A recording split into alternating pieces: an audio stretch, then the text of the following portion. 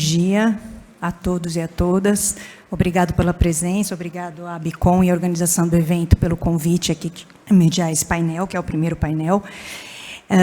Em primeiro lugar, eu gostaria de lembrar que este evento conta com o patrocínio do Itaú BBA. O tema deste painel, do primeiro painel, é contratos de programa e contratos licitados, diferenças regulatórias.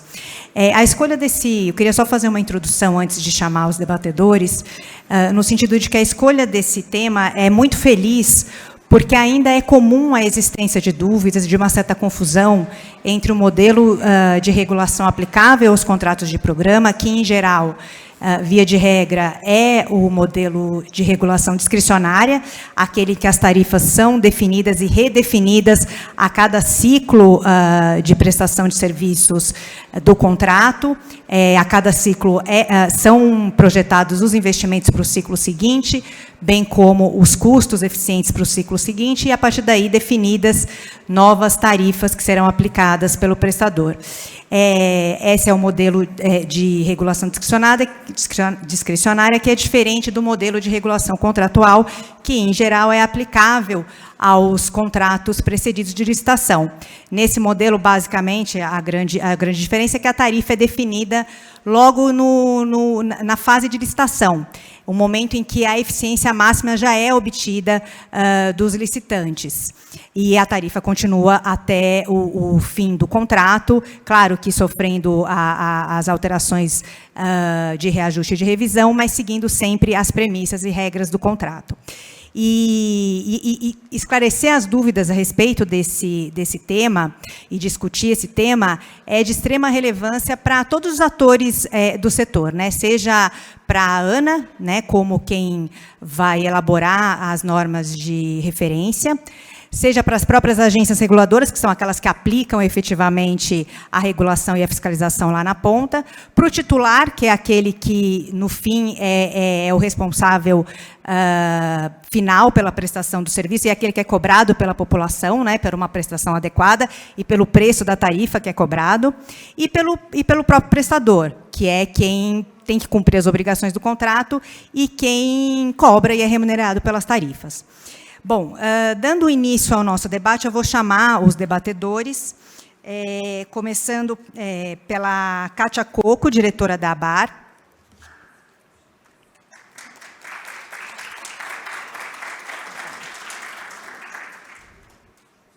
Cíntia Leal Marinho de Araújo, superintendente de regulação econômica da ANA.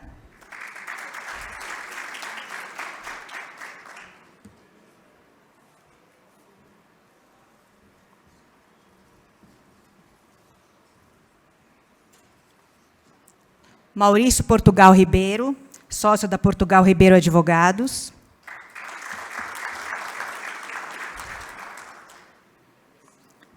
E, finalmente, Edson Silveira Sobrinho, secretário de Desenvolvimento da Infraestrutura, substituto.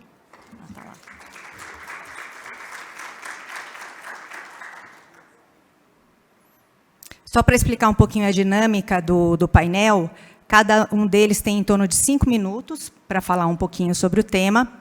As perguntas serão enviadas por escrito, tanto aqui no presencial quanto pelo YouTube.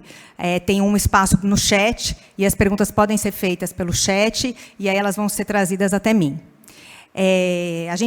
Os próprios debatedores combinaram uma sequência aqui, que eu acho que vai ser bem boa. Então, a gente vai começar com Edson Silveira Sobrinho, falando 5 minutos.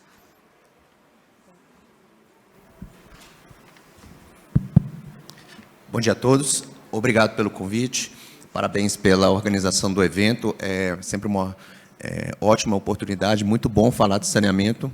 Acho que o Brasil está passando por uma transformação, e quanto mais a gente puder esclarecer e divulgar as medidas que estão sendo adotadas e que podem ser adotadas, melhor, principalmente aí levando em consideração que tem muita coisa para os municípios, para os estados fazerem. A gente, sobre o tema aqui de hoje, a respeito de regulação, o Brasil teve um histórico, desde os anos 70, com o saneamento, de muita participação das companhias estaduais, e a regulação, eu costumo chamar que era uma fase pré-regulatória, que não não existia muito mecanismo técnico de regulação dos contratos no que diz respeito a investimentos, obras, tarifas. Havia muita dependência de negociações políticas mesmo, entre prefeitos, governadores, companhias, diretores de companhias públicas. E isso foi evoluindo, já nos anos 90 já foi evoluindo, e ainda no âmbito dos contratos de programa, diversas técnicas foram sendo aprimoradas. Técnicas regulatórias que eu me refiro são de equilíbrio econômico-financeiro, de taxa de desconto que vai se usar, de metodologia de cálculo da tarifa, e isso tudo foi sendo aprimorado. Mas com a grande, eu chamo agora de renascimento do setor de saneamento, com a grande participação das concessões, é fundamental para o investidor dar um passo um pouco mais no que diz respeito à segurança jurídica, à previsibilidade, ao equilíbrio econômico-financeiro dos contratos. Para isso, isso que se costuma chamar de regulação contratual, no fundo, o que o investidor precisa é ter as referências de como ele vai precificar a sua proposta na licitação, como ele vai formar o seu preço e o que ele pode esperar para um contrato de 20, 30 anos, de uma segurança jurídica mínima que garanta a ele o equilíbrio econômico-financeiro. Por isso que se fala em afastar um pouco a questão da discricionariedade e trazer elementos para o contrato que vão dar contornos mais técnicos, contornos de maior previsibilidade no que diz respeito ao equilíbrio econômico-financeiro da concessão. Eu entendo que o Brasil já avançou bastante. A ANA está agora com um papel fundamental e com uma excelente equipe técnica. Eu cumprimento aqui a Cíntia. E, com certeza, eles vão fazer um papel muito importante em relação a isso, por meio das normas de referência. Eu queria aproveitar aqui o momento para fazer uma pequena digressão em relação ao tema que já foi dito aqui nos primeiros painéis do evento de hoje, no que diz respeito ao que os municípios podem fazer, ao que os estados podem fazer, quais são os próximos passos. Eu acho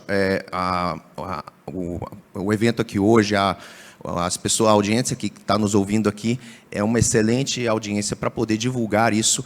Estamos hoje com um papel fundamental a ser exercido pelos municípios e pelos estados. Diversos estados já têm leis estaduais.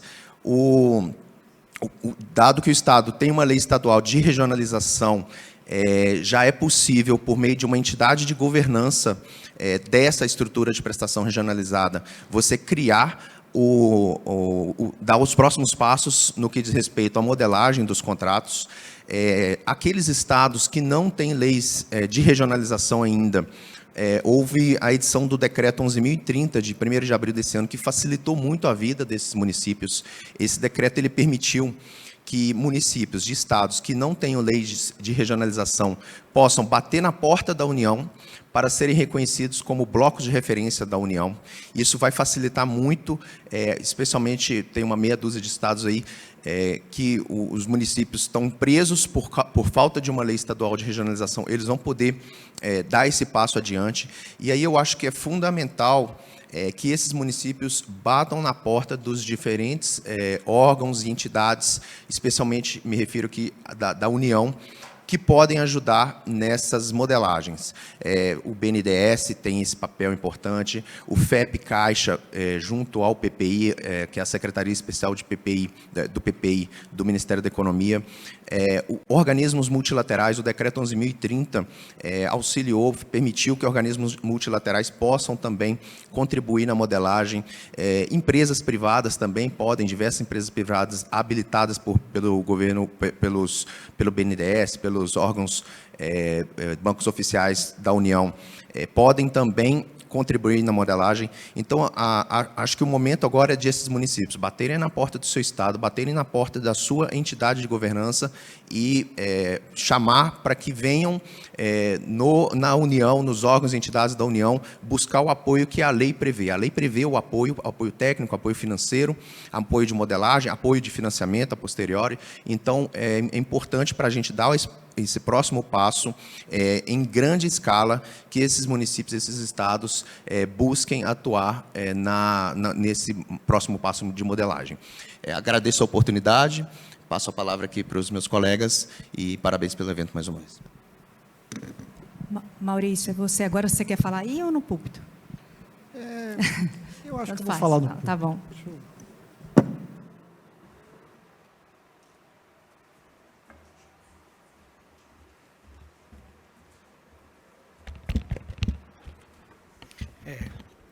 É um risco dar o microfone a um baiano, ainda mais em pé. Bom, nosso tema é um tema muito técnico, né, e que eu acho que demandaria uma digressão maior do que 5 minutos, né?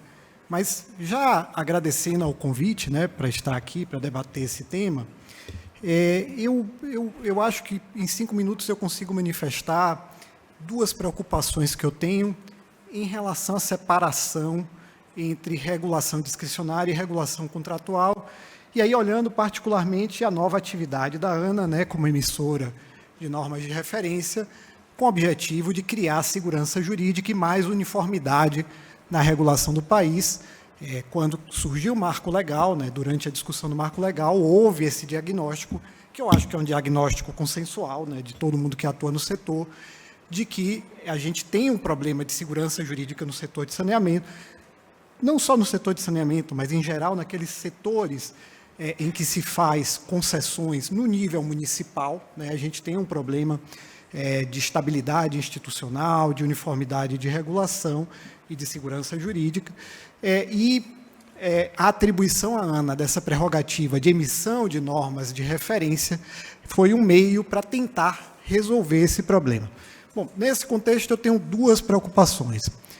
A primeira preocupação é com a confusão, né, que às vezes eu vejo entre reguladores, e aí eu não estou mencionando apenas a ANA, tá, porque a atividade da ANA nessa área é relativamente recente, a confusão entre regulação contratual e regulação discricionária. Na regulação contratual, né, a regulação econômico-financeira, a atividade econômico-financeira do regulador ela se resume apenas a reajustar a tarifa, pela inflação, geralmente. É claro, tem contratos mais complexos que estabelecem índices que são fórmulas paramétricas, mas hoje em dia a maior parte dos contratos trabalha com índice de preço, né, ao consumidor. Acho que isso vai mudar, né, com esse problema que a gente está tendo aí de inflação do custo dos insumos, mas a maior parte foca-se, né, em índice de preço ao consumidor. Então, a função da agência reguladora é fazer o reajuste anual, né? E a gente sabe, quem trabalha com reequilíbrio econômico-financeiro, eu trabalho muito com isso, a gente sabe, né, que as agências não fazem isso, né? Muitos casos, a grande maioria dos casos de desequilíbrio de contratos de concessão de saneamento é por falta de reajuste, que é uma atividade muito simplória, muito simples. Espera-se que, pelo menos, uma agência tenha capacidade de fazer isso. Na grande maioria das vezes, se o prefeito diz que não quer o reajuste, a agência transforma o direito de reajuste em direito de reequilíbrio, o que é equivocado, porque a última palavra na esfera administrativa sobre o reajuste deveria ser sempre da agência. Ela decide e não o prefeito. Então, primeiro ponto. Essa é uma das atividades econômico-financeiras que o regulador tem que fazer numa regulação contratual. A segunda atividade é a atividade de reequilíbrio. Aconteceu um evento que é risco de uma parte, impactou a outra, você tem que reequilibrar o contrato. Tá? Então, são essas 2 coisas na área econômico-financeira que um regulador tem que fazer na regulação contratual. Tá? É importantíssimo a gente preservar a regulação contratual. Se o Programa Brasileiro de Desestatizações, o Programa Brasileiro de Concessões e PPPs, e quando eu falo Programa Brasileiro, eu não falo apenas do Programa Federal, falo do Programa dos Estados, do município. Se ele existe e é tão pujante, é por conta da regulação contratual. A gente não teria um programa nessa dimensão se o investidor tivesse que confiar na capacidade do regulador de recalcular o preço das tarifas a cada ciclo tarifário. Muitos investidores não colocariam seu dinheiro, olhando os reguladores que a gente tem, a gente tem quase 70 no mundo de saneamento, né? Ele olharia aquele regulador, esse sujeito vai calcular a minha tarifa, recalcular a minha tarifa daqui a 4 anos, então eu não vou colocar investimento aqui, porque eu sei que ele vai calcular errado. Né? Não é à toa, né, que a grande agência que faz regulação discricionária, para além da regulação sobre empresas estatais, que é uma coisa um pouco diferente, a grande agência que faz regulação discricionária com o setor privado é a ANEEL. Essa, no âmbito federal, a gente não vai achar outra fazendo regulação discricionária com confiança do investidor para fazer investimento. Todas as demais fazem regulação contratual. E o modo padrão é a regulação contratual. Então, meu primeiro medo é, a gente não pode confundir essas coisas. Na hora que você começa a trazer elementos de regulação contratual para um contrato em curso, você está gerando insegurança jurídica. E isso é função da ANEEL não gerar, da ANA, no caso do setor de saneamento, da agora em diante, preservar esses contratos para não gerar insegurança jurídica, para aumentar a segurança do ambiente necessário para a gente fazer o investimento que tem que ser feito para gerar universalização, que é a nossa meta final. Então, essa é a minha primeira preocupação. Minha segunda preocupação, acho que eu tenho só mais um minuto, eu vou ter que tratar muito rapidamente. É a necessidade de, na emissão de normas de referência, eu me refiro especificamente à ANA, separar passado e futuro. As normas que foram emitidas até agora não me parecem fazer essa separação da maneira adequada. Eu já falei isso várias vezes em vídeos no YouTube, no programa que eu faço com outros colegas sobre atualidades no setor de infraestrutura, que é o Infrapauta. Tenho falado isso por escrito em artigos. A gente precisa fazer uma clivagem, precisa separar muito claramente as normas de referência, que se referem ao que vai acontecer daqui para frente, do que é possível fazer normas de referência em relação ao passado. Por exemplo, só dar um exemplo. A ANA emite uma norma de referência mudando os indicadores de qualidade da água que tem que ser distribuída. E o tempo esgotou, eu vou tomar só mais um minuto, só para dar esse exemplo. E você tem contratos de concessão de saneamento em curso no país inteiro. O que é que vai acontecer? Todas essas agências vão querer, né, se adequar ao padrão da ANA. Para se adequar ao padrão da ANA, ela tem que mudar contratos em curso. Se a ANA não fizer a diferença entre contratos em curso e novos contratos, vão ter que ser mudados os contratos em curso. E ela pode fazer isso. A agência reguladora pode fazer isso, o poder concedente pode fazer isso, né? Porque se trata de cláusula regulamentar, cláusula que diz respeito ao objeto do serviço. Então, a agência força uma mudança no contrato por conta, né, da norma da ANA, e ela tem que reequilibrar esse contrato por essa mudança. E qual é o problema que temos? A maior parte dessas agências não tem condições de fazer reequilíbrio. Elas fazem reequilíbrio quando fazem, de 4 em 4 anos, quando elas conseguem, na revisão ordinária, contratar um consultor para calcular, para fazer o processo de reequilíbrio. Então, se a ANA não distingue passado e futuro e emite normas mudando, né, a qualidade dos serviços, por exemplo, outros aspectos regulamentares, ela vai gerar a necessidade de mudança desses contratos e direitos de reequilíbrio. Ambas coisas, tanto a mudança quanto o direito de reequilíbrio, as agências de piso, né, as agências municipais, intermunicipais e algumas estaduais têm extrema dificuldade de fazer. Então, isso vai gerar insegurança jurídica. Então, a gente precisa, aí eu estou aqui falando em frente, evidentemente, de pessoas da ANA, é um clamor meu, e eu acho que das pessoas que trabalham com isso, que as normas de referência separem passado e futuro. Normas de referência daqui para frente, a ANA tem uma enorme liberdade para emiti-las. Normas de referência que tratam de contratos em curso, elas têm que dizer expressamente que elas não se aplicam a contratos em curso, as novas normas, né, para que não se gere essa necessidade de adequação dos diversos contratos que estão em curso, gerando insegurança jurídica, gerando direitos de reequilíbrio que dificilmente vão ser exercidos, né, ou devidamente contemplados por essas agências, né, e criando insegurança, onde a ANA deveria ser o agente para trazer segurança. Obrigado e desculpa ter tomado mais tempo do que eu deveria. Kátia, você agora, não sei se você prefere sentada Vou ou... ficar sentada. Tá bom. Bem, eu gostaria de agradecer à Bicom o espaço reservado para a gente discutir regulação. Não há o que se discutir em relação ao novo marco, que ele trouxe, deu um destaque muito grande para a regulação, e a Bicom conseguiu perceber isso nesse evento, tanto que colocou um dos primeiros painéis a serem discutidos, as diferenças na regulação para os contratos de programa e também para aqueles contratos precedidos de licitação.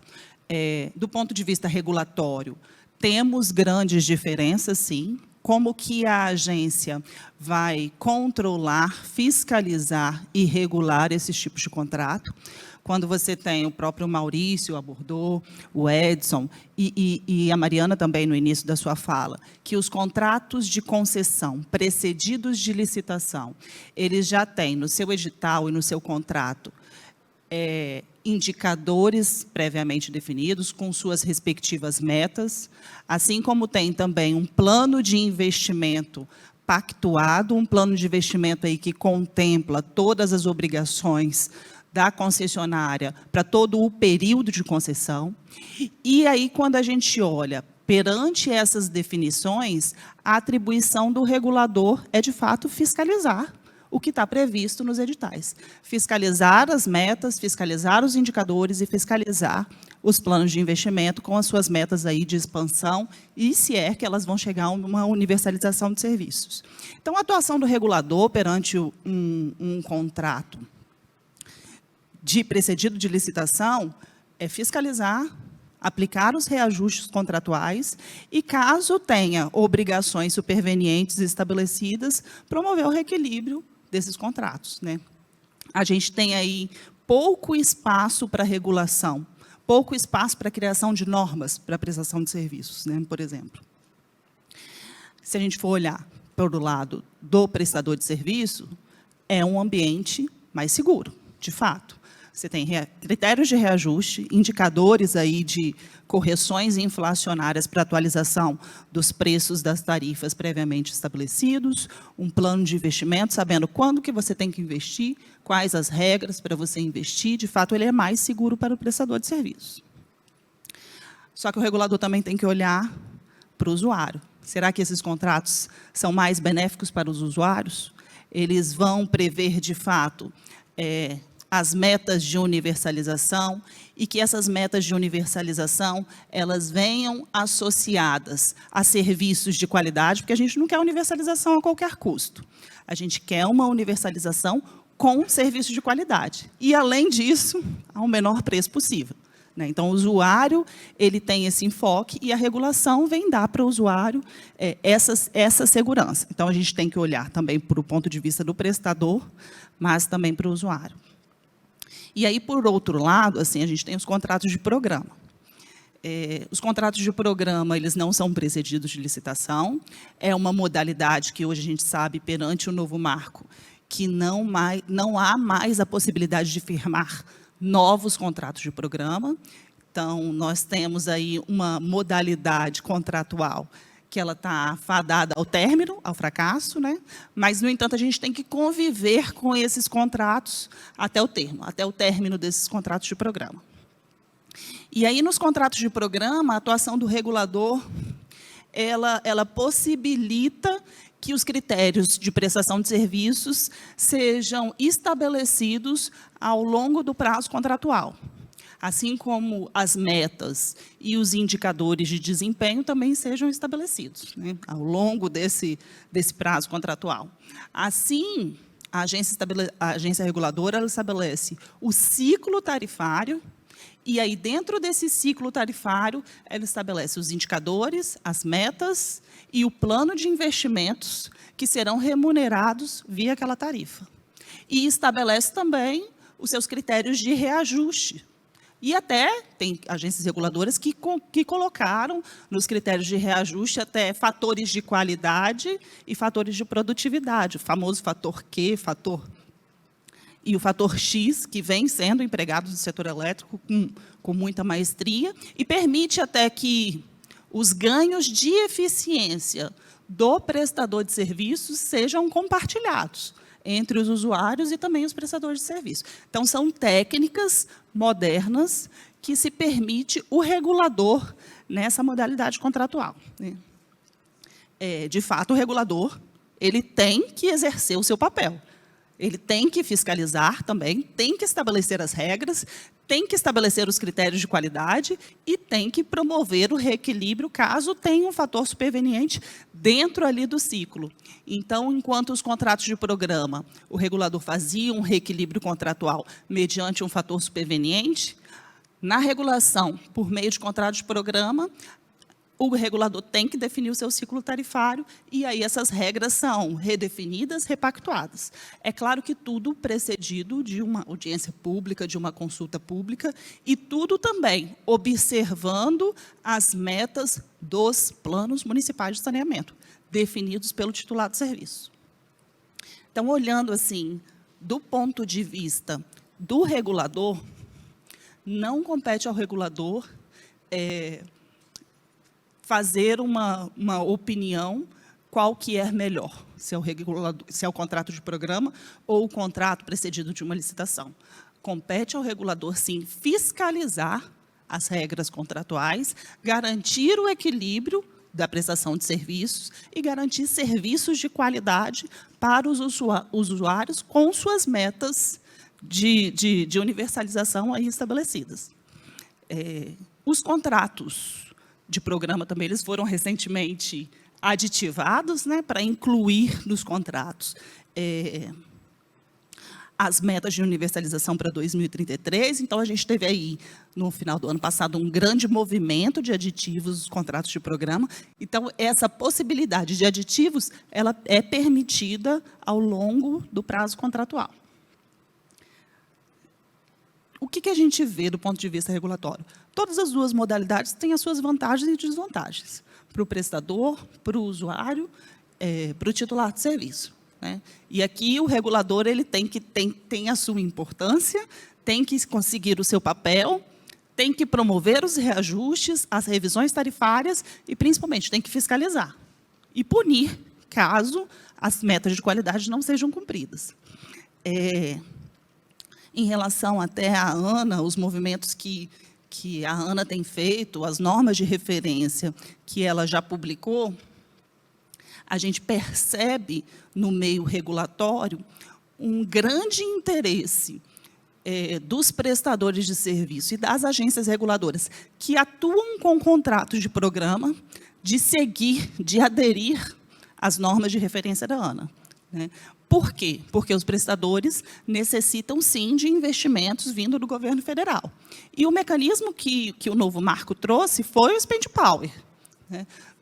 Os prestadores não são obrigados a seguir as normas de referência da ANA, mas, caso eles queiram os investimentos que venham do governo federal, eles têm que, sim, comprovar a sua adesão. Então, esse mecanismo, a gente tem visto muito interesse para o lado dos prestadores de serviços que são submetidos ao contrato de programa. É claro que os contratos de concessão terão também o objetivo de seguir as normas de referência da ANA, mas mediante sempre um reequilíbrio econômico-financeiro realizado pelas agências reguladoras. Eu acho que eu cheguei no meu tempo, sou disponível aí para o debate e agradeço o convite. Obrigada, Kátia, Cíntia. Se quiser vir ao púlpito também, fica à vontade. Só ver se está funcionando, tá? Tá. Bom dia a todos. Queria agradecer, né, pelo convite. Todos recebo aqui. Eu entendo o ponto que o Maurício colocou. Eu queria fazer uma reflexão só sobre, a gente vem falando sobre regulação contratual discricionária, só para buscar, né, a origem dessa possibilidade da regulação contratual, que num processo licitatório competitivo, eu parto de uma tarifa que corresponde a custos eficientes. Eu acho que essa é a premissa. Então, por isso que numa regulação discricionária eu vou ter ajustes, né? Então, acho que a gente tem que ter isso em mente. E a ANA tem tentado colocar essas premissas e sempre fazer as referências com relação à origem do que eu quero para o setor. Então, assim, a gente tem discutido muito na ANA, e os diretores têm uma preocupação muito grande, né, com os contratos pactuados. Eu acho que contratos de programa regulares e contratos licitados também, a gente tem que ter um respeito aos contratos pactuados. Acho que os contratos de programa, eles permitem esses ajustes ao longo do tempo. Os reguladores infranacionais, eles já fazem esses ajustes, buscando convergir para esses custos eficientes. Eu acho que é isso que a gente tem que ter em mente. E, dito isso, eu acho que as normas de referência da ANA, elas têm buscado se basear nisso. A gente tem, sim, como o Maurício colocou, né, essa provocação, separado o contrato vigente do contrato futuro. A nossa norma de indenização, por exemplo, que a gente já colocou numa tomada de subsídios, eu acho que em breve a gente vai colocar para consulta pública. A premissa inicial foi separar o contrato vigente do contrato futuro, e um ponto muito importante do contrato vigente é avaliar o modelo regulatório feito em cada situação. Eu acho que essa é um vínculo que tem que ser feito, porque eu vou ter contratos licitados, como eu tenho no setor, que ainda vem de uma regulação discricionária, contratos como o da Saneatins, vou citar aqui, porque veio, e eu vou ter também, por exemplo, se a Corsan tivesse feito um IPO, ela ia manter uma regulação discricionária. Então, eu tenho questões muito específicas que eu tenho que observar, mas eu acho que o recado principal, o nosso diretor Vitor está aqui, e eu acho que a gente sabe que a gente teve uma consulta pública que recebeu muitas contribuições da norma de indicadores. A gente entendeu todas as contribuições e a importância de considerar vários pontos. A gente está ajustando isso internamente. A diretoria deu essa orientação de fazer ajustes necessários e respeitar tudo que já está pactuado no setor e nos contratos. Então, assim, a ideia da diretoria realmente é receber todas as contribuições e fazer os ajustes necessários. Essa é uma missão lá na ANA nesse momento. Então, a gente está recebendo e fazendo os ajustes. As normas, elas vão fazer essas diferenciações.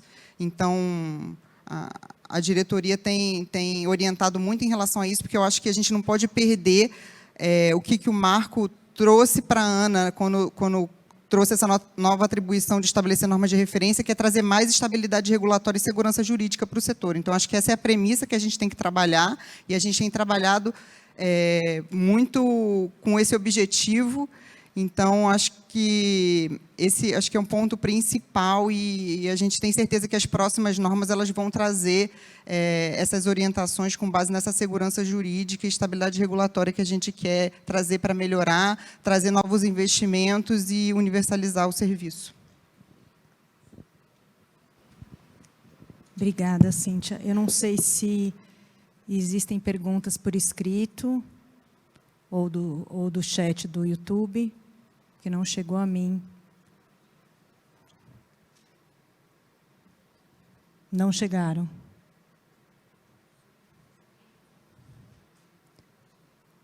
Bom, eu tenho algumas perguntas, então, já que a plateia... Uma pergunta primeira para a Kátia. Kátia, você, assim, pela sua exposição, existe, de fato, fica claro, pelo menos para a BAR, a diferença entre a regulação discricionária e a regulação por contrato, e como é que as agências têm que agir em cada situação. Vocês, na experiência de vocês, pelo que vocês veem, claro, vocês têm, né, uma relação maior com as agências que são associadas, mas também nas outras que não são. Lá, a agência na ponta, para ela é clara essa diferença? Quais são os desafios na prática para as agências reguladoras lá na ponta, quando elas vão aplicar efetivamente a regulação? Se não deveria ser, né? De fato, uma regulação contratual, ela tem que seguir as especificações que foram previstas no contrato, no edital, os investimentos, as metas, os critérios de prestação de serviço, o reajuste, o reequilíbrio, toda a matriz de risco, isso tem que ser observado pela agência reguladora, né? Da mesma forma que a regulação por meio de contrato de programas, ela permite essas redefinições ao longo do período contratual. Então, hoje a gente tem dialogado muito com a ANA também, com relação à construção dessas normas de referência. A gente tem aí agências reguladoras que atuam nas duas frentes, né? Nosso objetivo, sempre nos diálogos com a ANA, é repassar todas as experiências que a gente tem no âmbito regulatório, e aí não só passar também os casos mais exitosos, né? Mas sim as diferenças de realidades na regulação e na prestação de serviços que existem no Brasil. E, de fato, a gente tem muita disparidade em relação tanto à qualidade dos serviços ofertados pelo prestador, mas temos disparidades também entre a atuação regulatória, né? O próprio professor Maurício aqui citou em algumas agências reguladoras que não exercem o seu papel, por exemplo, um papel simples, que é o de reajuste anual, que é a correção das perdas inflacionárias a cada ano. Então, isso de fato existe. Então, a agência reguladora ela tem que saber, ela tem que conhecer o seu contrato, tem que conhecer as regras que ela está submetida e colocar em prática essas regras contratuais, concordando ou não com elas, né? Porque, às vezes, a gente recebe um contrato para regular, do qual a gente não participou, tanto da modelagem quanto do processo licitatório, e esse contrato, mesmo a gente existindo no mercado hoje técnicas mais modernas, eles têm que ser seguidos até o seu termo, né? E todas as alterações têm que ser passíveis de reequilíbrio. Então, a agência reguladora é muito importante que ela tenha uma visão dessa realidade e do segmento que ela atua.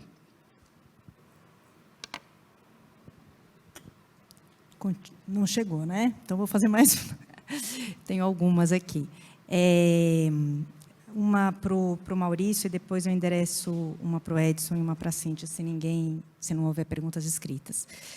Maurício, é comum a confusão que se faz entre a RTP, né, que é a revisão tarifária periódica, que é típica da regulação discricionária, e a revisão ordinária que consta nos contratos, que são, inclusive, têm sido cada vez mais limitadas a situações específicas, né? Revisão do planejamento, ou determinadas, ou, por exemplo, em alguns casos do BNDES, até revisões extraordinárias que são, de alguma forma, que se espera, né, para acontecer na revisão ordinária. Então, se você puder explicar um pouquinho sobre essa diferença, para que o pessoal consiga entender melhor.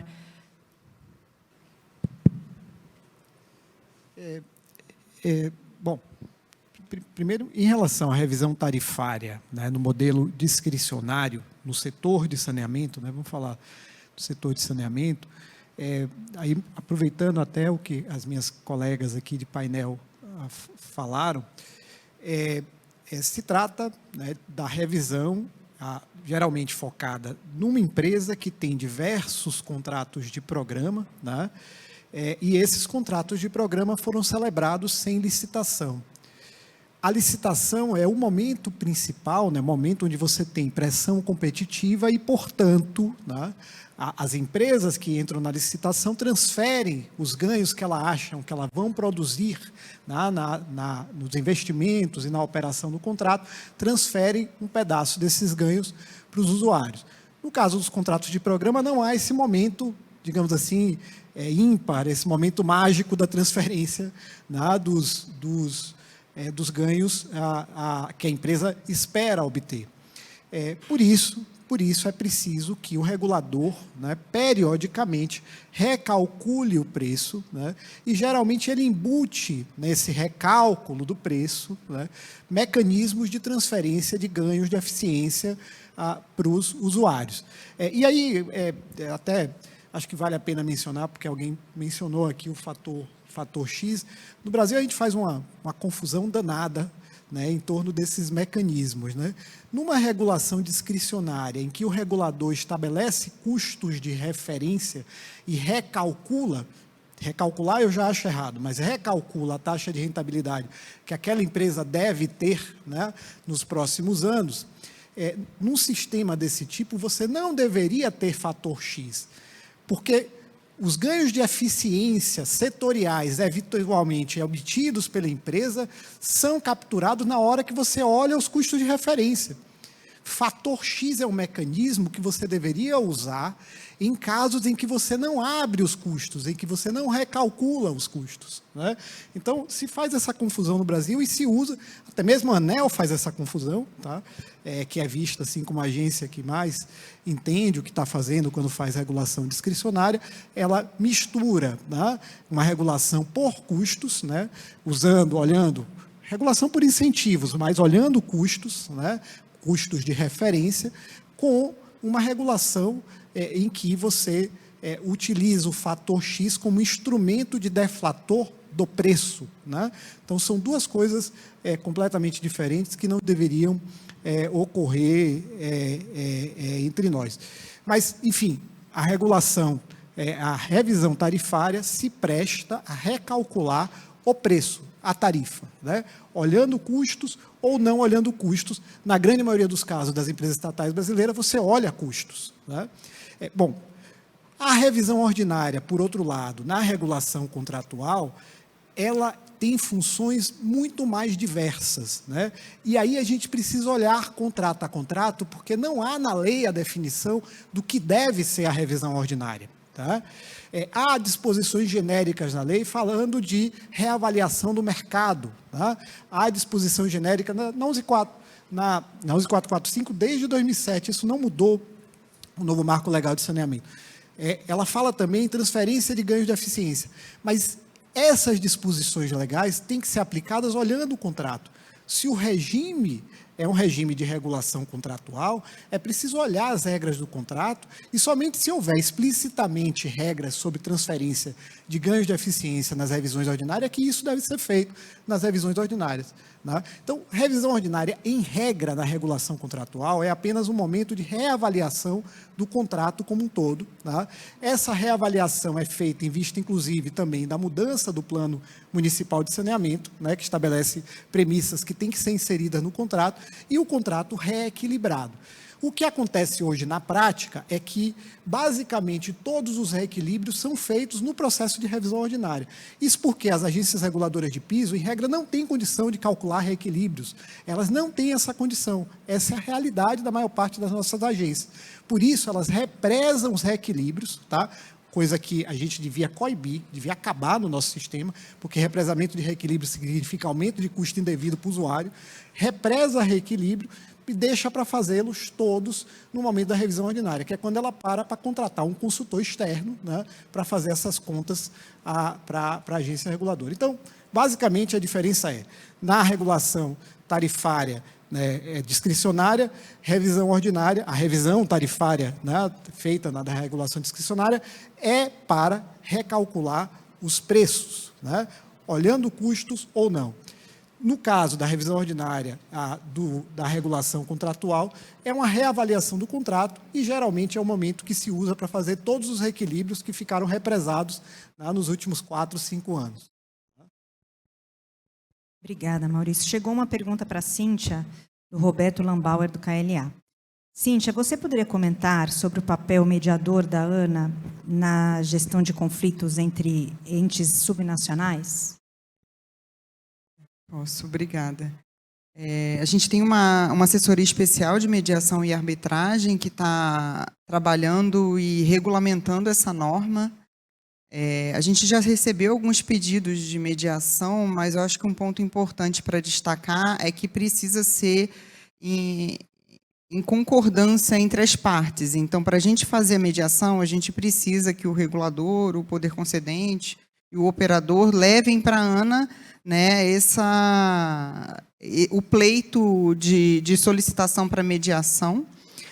Mas eu acho que uma questão ainda que é importante falar, a gente está fazendo a regulamentação e buscando diretrizes para indicativos de onde nós vamos atuar nessa parte de mediação e arbitragem, porque a gente sabe que está um pouco represado, talvez, no setor, talvez a demanda é muito grande, mas a gente tem que lembrar que a gente faz normas de referência, né? Então, a atuação na mediação e arbitramento tem que ser relacionado, não assim, com os temas que a gente vai tratar e da forma como a gente está dando as orientações para o setor.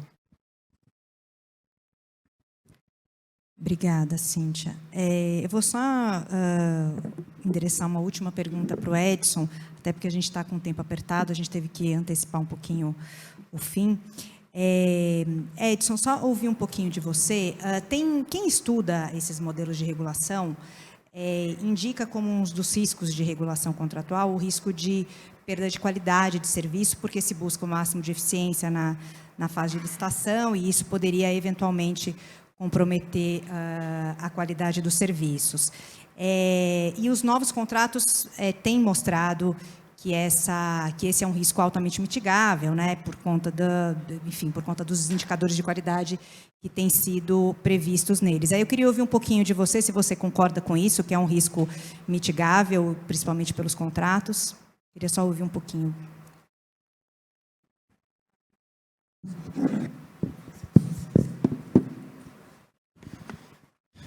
Bom, eu acho que o Brasil já vem se aprimorando muito, evoluindo muito. Os contratos vêm se tornando mais inteligentes nesse sentido.